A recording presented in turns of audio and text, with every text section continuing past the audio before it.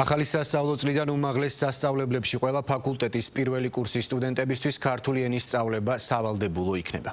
სიახლე, რომელსაც მისი დაინიცირების პერიოდში საზოგადოებაში დისკუსია მოჰყვა, ძალაშია და უნივერსიტეტები უკვე შესაბამის პროგრამებს ამუშავებენ. შექმნილია სპეციალური კურსიც, რომელშიც ქართული სალიტერატურო ენის ისტორიას, ნორმებს, სტილისტიკას და სხვა საკითხებს აერთიანებს.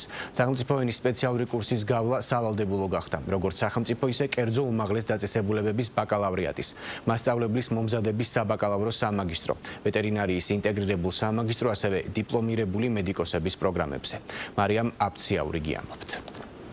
უმაღლეს სასწავლებლებში წლევანდელ სასწავლო წელს ქართული ენის საგნის სწავლება სავალდებულო გახდება. საგანს ლექტორები ყველა ფაკულტეტის სტუდენტისთვის ბაკალავრიატის პირველ კურსზე წაიკითხავენ. სიახლე, რომელიც უმაღლეს სასწავლებლებში დაინერგება, თბილისის სახელმწიფო უნივერსიტეტის პროფესორებს ნანა მაჭავარიანს და გიორგი გოგოლაშვილს ეკუთვნის.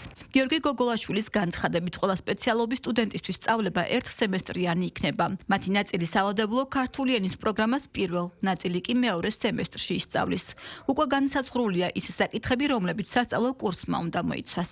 იმისათვის, რომ ეს კურსი, ასე ვთქვათ, არ ყოფილიყო თვითშემოქმედების საგანი, ანუ გამხდარი იყო და ვისაც რა უნდა იმასე ასწავლიდეს, ამისათვის სამინისტრომ შეიმუშავა სტანდარტი. 4 ძირითადი პუნქტი დასახელდა, ეს არის 4 ძირითადი ნაწილი, ზოგადი ნაწილი ქართული ენის შესახებ, მეორე ნაწილი ეს იქნება ნორმალიზაციის საკითხები, მესამე ეს არის პრაქტიკული სტილისტიკის საკითხები და მეოთხე დარგობრივი ტერმინოლოგიის საკითხი. უმაღლეს სასწავლებლებში ამ ეტაპზე უკვე დაწყებულია მუშაობა, რომ ახალ სასწავლო წელს სტუდენტებს მომზადებულნი შეხვდნენ. მუშავდება სილაბუსიც. უმაღლესი საგანმანათლებლო დაწესებულება ვალდებულია სახელმწიფო ენის სპეციალური კურსის სილაბუსის შემუშავებიდან 30 კალენდარული დღის ვადაში წარუდგინონ განათლების ხარისხის განვითარების ეროვნულ ცენტრს. ყველა პროგრამის სტუდენტი იქნება ეს ტექნიკური დარგი, ეკონომიკა, ბიზნესი, საინფორმაციო ტექნოლოგიები. ყველა სჭირდება ქართული ენა ნებისმიერი სპეციალობისას. რომ გამართოს თავისი საუბარი აკადემიურად, რომ წეროს აკადემიურად, გრამატიკულად, ზეპირმეტყველებასთან ერთად წერილობითი კულტურის განვითარებას ძალიან დიდი მნიშვნელობა აქვს. ახალი საუბარი, რომ სტუდენტებმა გაითვალისწინებინონ ენის მნიშვნელობა ზოგადად საქართველოს ისტორიის სხვა კუთხით და კონტექსტში. ენის როგორც ერის მაკონსოლიდირებელი ფაქტორის მნიშვნელობა. ეს არის ძალიან მნიშვნელოვანი. ქართული ენის საგნის სწავლების ვალდებულება უმაღლესი სასწავლებლებისთვის 2005 წლიდან გაუქმებული იყო. 20 წლის განმავლობაში ქართული ენა მხოლოდ ფილოლოგიის ფაკულტეტის სტუდენტებისთვის ისწავლებოდა, რამაც სპეციალისტების ინფორმაციით ძალიან ცუდი შედეგი მოიტანა. მათი განცხადებით, ადგილობრივმა და საერთაშორისო კვლევებმა აჩვენა, რომ ბოლო 10 წელში ქართული სწავლის დონე დაეცა. სპეციალისტების შეფასებით, ცვლილება, რომელიც სექტემბრიდან ამოქმედდება, ამ მძიმე შედეგს შეცვლის. მათი თქმით, ეს ინიციატივა მშობლიური ენის კიდევ უფრო მეტ პოპულარიზაციას შეუწყობს ხელს.